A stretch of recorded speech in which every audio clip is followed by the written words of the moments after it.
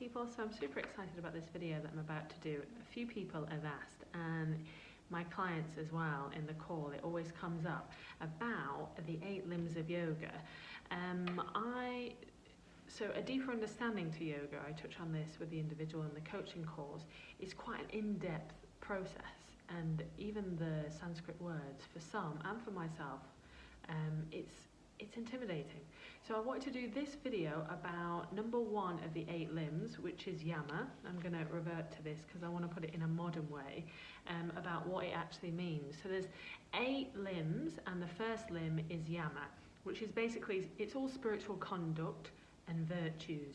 The one thing I want to say is that when I learned this 10 years ago when I was at my yoga school, I think I was a bit like, I took it literal, like I literally I was like, right, I've got to do this and I've got to do that, and it was a bit too much. I was putting way too many expectations on myself.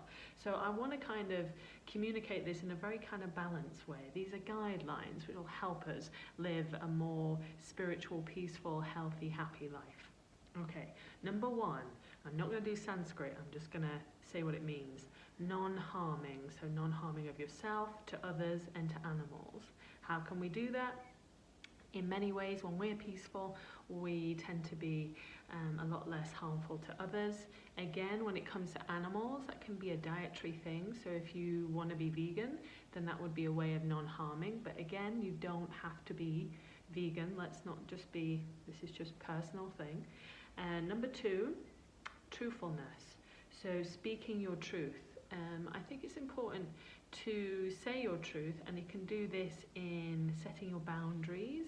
But say, for example, you say something, you have something you'd like to say, but you know it's going to harm the other person, or you can imagine that they're not taking it in the way that you want it to be received, then again, being aware that maybe speaking to your council, your tribe, or journaling it out if it's going to harm others. For me, truthfulness has always been a big thing, sharing, and when I don't, I feel kind of closed up. So speak your truth, it's really important. Number 2, non-stealing. Okay, don't steal. But also kind of, what's the other one? Taking advantage of people. So that also comes under asteya, non-stealing. I said a Sanskrit word. Number 4, remembering the reality of this. So taking a higher bird's eye view on it all. Knowing that, in a nutshell, we are here to learn. This is Earth School. We're here to grow. And that we are a speck of the universe, so we're here to pretty much have a human experience and not to get too sucked into the ant realm in the sense that we're making it small. You know what I mean? Taking that bird's eye view on the bigger reality of what it's all about, which is loving, helping, growing, serving. Number 5 is non-possessiveness. So I love material objects. I love my necklace, I love my dress, but not being possessed over them. So say, for example, they were all to go, that they don't define you. Why they are great things to have, and I took the route of no materialness when I first went into that, because again, I did exactly what it said. It's not very balanced. So of course, being material, not being materialistic, like only being material, and the only way to be happy is to gain material objects, to use them as tools to enjoy them, but not to possess them. Be okay with if they went, you'd be okay with that. Which is, it's a pretty hard one.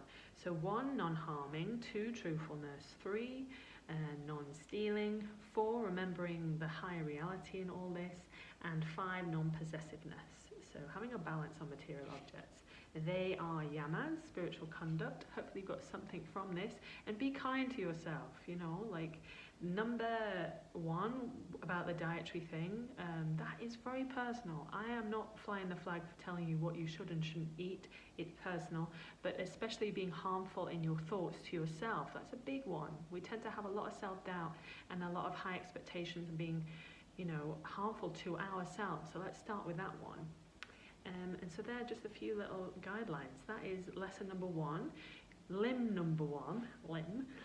And I think I've come full circle now. Like, we have enough bloody pressure in this world. Let's not make the guidelines of spiritual conduct be another one.